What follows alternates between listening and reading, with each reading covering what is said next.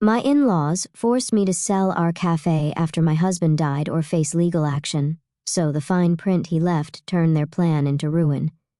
My position. As if losing James 3 months ago had somehow diminished me, transformed me from a successful business owner into someone who needed their protection and guidance. The Richardsons had never approved of their son marrying a small-town baker, as they liked to call me, though they managed to hide their disdain better when James was alive. "The cafe is doing well," I said, trying to keep my voice steady. "Our revenue has actually increased since we added the new breakfast menu."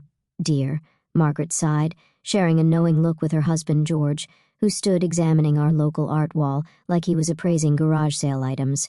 "The numbers you think are doing well are barely surviving. The property taxes alone in this area." I bit back a response. They had no idea about the property taxes because I had never shown them the real books. James and I had kept certain aspects of the cafe's operations private, knowing his parents' tendency to meddle. If they knew the truth about our financial situation, about the plans we had made. But James was gone now, taken by a sudden heart attack at 34, and his parents had spent the last 3 months systematically dismantling everything we had built together.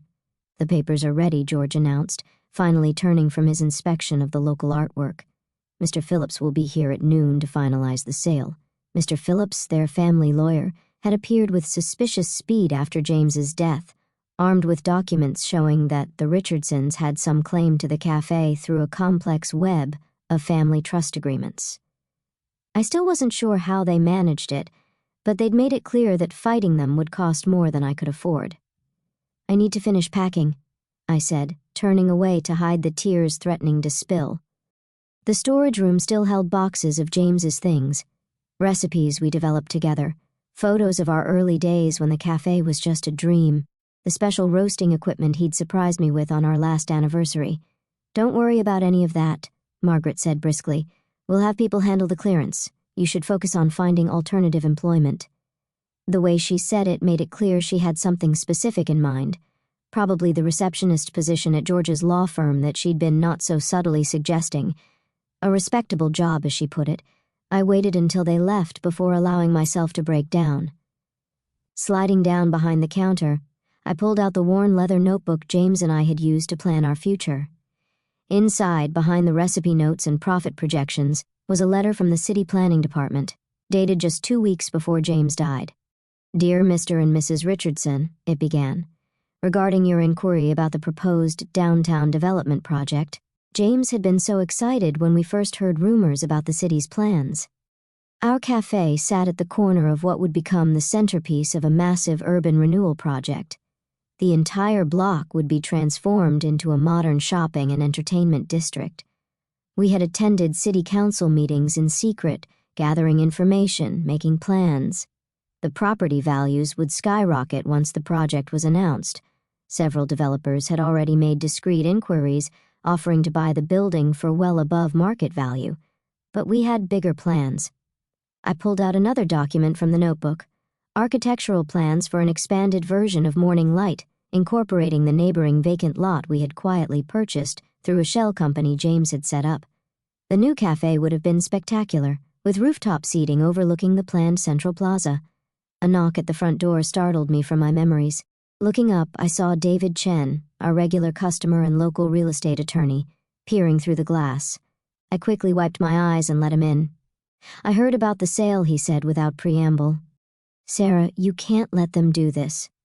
"I don't have a choice," I replied, the automatic response worn smooth from repetition. "They found some clause in the family trust." "There's always a choice," David insisted, pulling out a thick folder from his briefcase. "I've been looking into the property records. The way they're trying to claim ownership through the trust is questionable at best. If you let me help—" I shook my head. "I can't afford a legal battle, David. They'd drain me dry before we ever got to court." He started to argue but stopped, noticing something in my expression. David had been more than just a customer over the years. He had become a friend, someone who understood the subtle dynamics at play. "There's something you're not telling me," he said slowly. I glanced at the clock, 10:45 a.m. The sale would be finalized in just over an hour. Part of me wanted to tell David everything, to share the secret James and I had kept so carefully, but the other part, the part that had spent weeks planning this moment, knew better. "Just promise me one thing," I said, pulling an envelope from under the counter. "Deliver this to Margaret and George in exactly 2 months." David took the envelope, frowning. "Sarah, what are you—" "Promise me," I insisted. 2 months from today, no sooner." He tucked the envelope into his jacket pocket, still looking concerned. "At least let me look over the sale documents before you sign. Make sure they're not—" "It's done," I cut him off. "The terms are set. Just trust me on this." After David left, I spent the remaining time walking through the cafe, touching each table, each piece of equipment. The antique espresso machine James had restored himself, the wall of customer photos we'd accumulated over 5 years of business, the hidden corner table where he had proposed, getting down on one knee with a ring nestled in a coffee cup. At precisely noon, the bell above the door chimed. Mr. Phillips entered, followed by Margaret and George, all three impeccably dressed for what they clearly saw as a victory lap. "Shall we begin?" Mr. Phillips asked, spreading documents across our largest table. I sat down across from them, the leather notebook clutched in my lap like a shield. Margaret was already talking about their plans for the space, some pretentious wine bar concept that would elevate the neighborhood. If only they knew. I signed where indicated, each stroke of the pen feeling like a betrayal and a triumph all at once. James would have understood. He would have seen the beautiful irony of it all. "Here are the keys," I said, placing them on the table. "The property is all yours." "Sarah," Margaret said, her voice dripping with insincere concern, "I know this is difficult, but you'll see we're right. This is really the best thing for everyone." I stood, gathering my few remaining belongings. At the door, I turned back one last time, taking in the sight of them examining their new acquisition like vultures picking over prey. "You're right about one thing," I said softly. "This really is for the best." They didn't even look up as I left, didn't notice the small smile playing at my lips. In exactly 2 months, they would understand exactly what they'd bought and what they'd lost. But for now, I had a plan to set in motion and a promise to keep to James. The game was only beginning.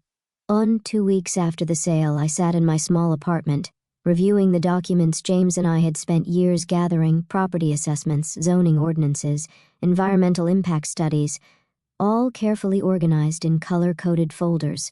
The wall above my desk was covered in maps and city planning documents, showing exactly why our little corner cafe was worth far more than the Richardsons realized. My phone buzzed. A message from David. They've started renovations. Margaret's supervising personally. I smiled, imagining my mother-in-law micromanaging the contractors, completely unaware of what lay beneath the cafe's foundation. The geological surveys we had commissioned had confirmed it. Our property sat at the only viable access point for the underground parking structure central to the city's development plan. Without our land, the entire project would have to be redesigned at massive expense. A knock at my door interrupted my thoughts. It was Amy, my former head barista and closest confidant. "You need to see this," she said, holding up her phone. On the screen was Margaret Richardson's latest social media post, a photo of her standing in front of Morning Light, now stripped of its signage. The caption read, "Exciting changes coming. The Richardson Wine Bar will bring sophistication to this neglected neighborhood." "Neglected?" I muttered. "We had lines around the block every morning." "There's more," Amy said, scrolling through photos. "They're gutting everything. Even the original hardwood floors James restored." The mention of James sent a familiar pang through my chest. He would have hated seeing his beloved cafe dismantled, but he also would have appreciated the irony of what was coming. "Have they found it yet?" I asked. Amy shook her head. "No sign they've discovered the basement vault, though they did hit a snag when they tried to remove the espresso bar. Apparently, it's anchored deeper than they expected." Of course it was. James had installed that bar himself, making sure it concealed the entrance to the vault where we kept our most important documents, including the original property deed with its very special clause. "Any word from City Hall?" I asked, turning back to my wall of documents. "Nothing public yet, but my cousin in the planning department says the announcement is coming soon. They're just waiting for the final environmental impact reports." I nodded, checking my calendar. 6 weeks until David would deliver my envelope to the Richardsons. The timing had to be perfect. Just then my phone rang. Margaret's number. I had ignored her call since the sale, but something told me to answer this one. Sarah. Her voice held an unfamiliar note of tension. We need to discuss something about the property. I believe the sale was final, I replied coolly. The property is yours now. Yes, well, she paused. We've encountered some structural issues during renovations. The contractor found some kind of reinforced room beneath the main floor. The plans you provided didn't show any basement level. I smiled. You mean the plans your lawyer provided? The ones your son helped me file before he died? The silence on the other end was satisfying. What did you just say? Margaret's voice had gone sharp. Nothing you need to worry about, I said sweetly.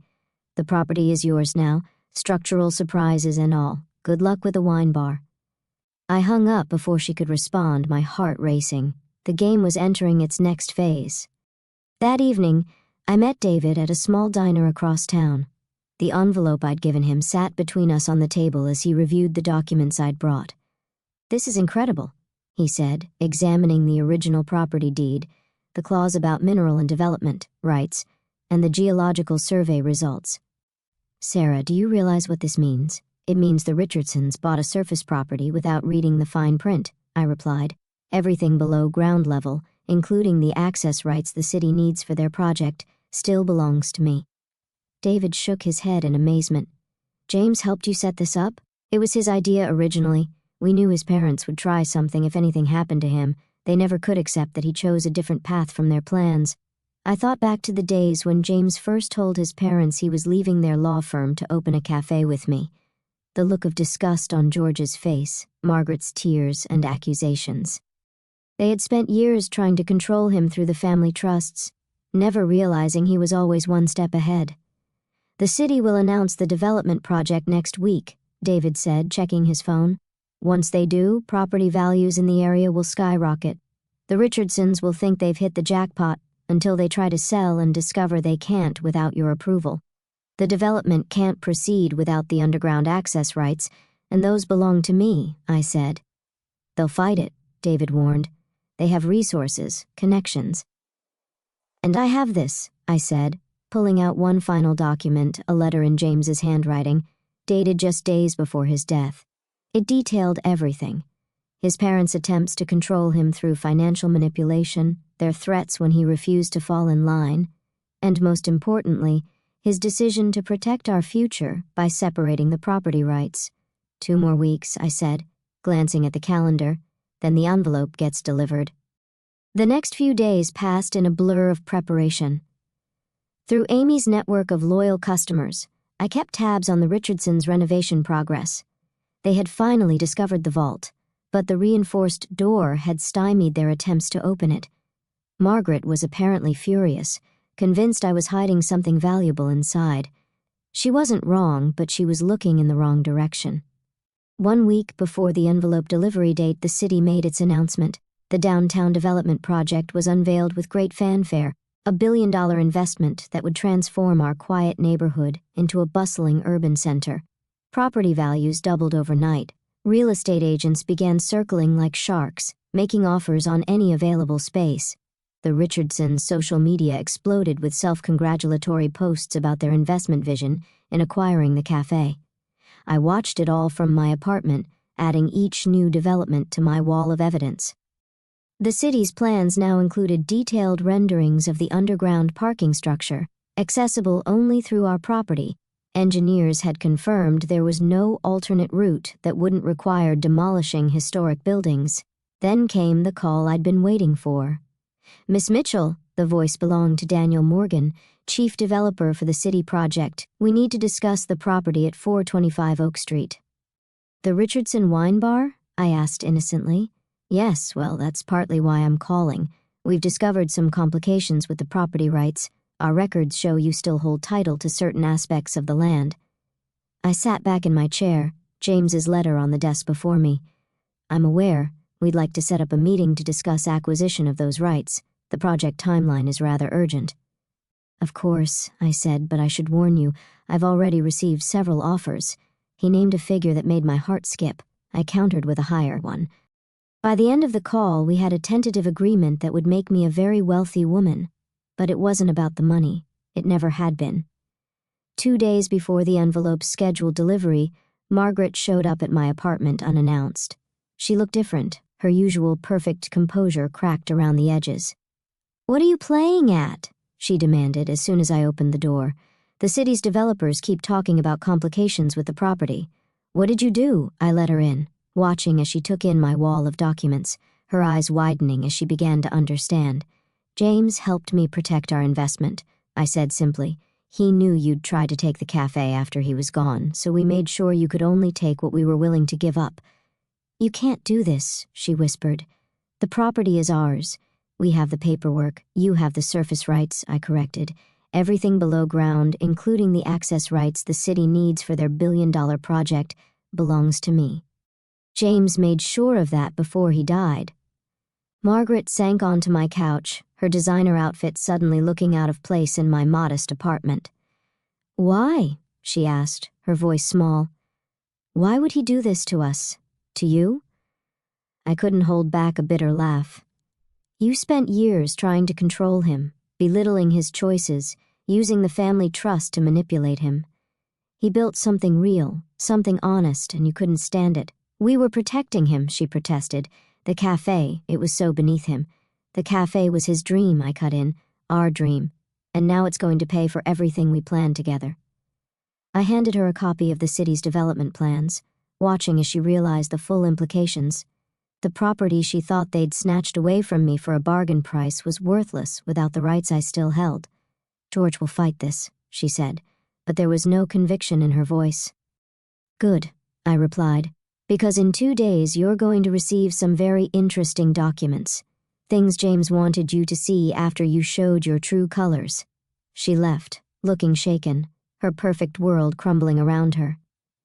I watched from my window as she got into her luxury car, hands trembling as she gripped the steering wheel.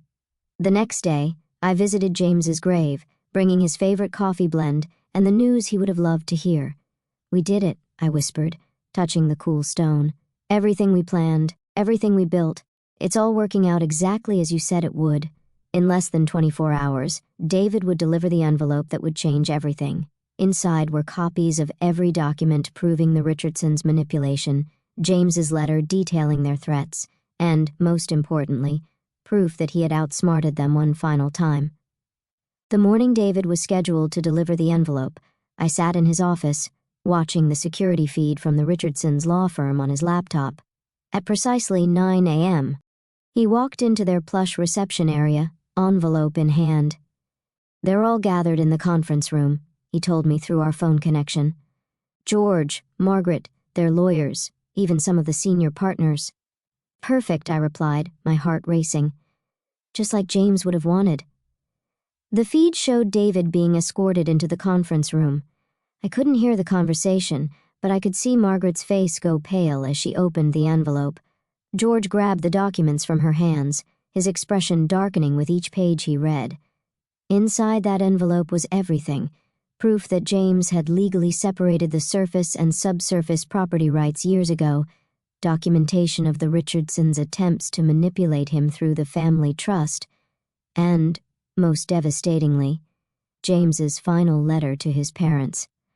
"Dear Mother and Father," it began, "if you're reading this, then everything has happened exactly as I predicted. You've tried to take what Sarah and I built, thinking you could simply sweep in and claim it as your own. But I've spent years preparing for this moment, protecting our legacy from your greed." My phone buzzed. A message from Amy, "You need to see this. They're tearing up the cafe floor." Attached was a photo showing contractors breaking through the hardwood, revealing the reinforced concrete beneath. They were obviously looking for something, not realizing that the real treasure wasn't in the vault. Back on the security feed, I watched George stand up suddenly, his face contorted with rage. The other lawyers were passing documents around, their expressions growing more concerned by the minute. "They just found the property records," David narrated. "They're realizing that without the subsurface rights, they can't sell to any developers. The wine bar is worthless." Another message from Amy. "City inspectors just showed up. They're posting notices about required permits for structural modifications." Everything was falling into place exactly as James had planned. The Richardsons had been so eager to seize control of the cafe that they hadn't bothered with proper due diligence. Now, their rushed renovations were about to cost them dearly. My phone rang. Daniel Morgan from the City Development Office. "Miss Mitchell," he said without preamble, "we've reviewed your counteroffer for the subsurface rights. The council has approved the full amount." I smiled, thinking of the number we had discussed, nearly 3 times what the Richardsons had paid for the entire cafe. "When would you like to meet to finalize the paperwork?" I asked. "That's actually why I'm calling," he replied.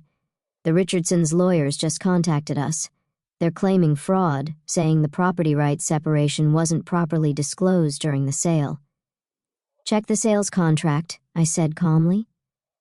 Page 17, paragraph 3, subsection B.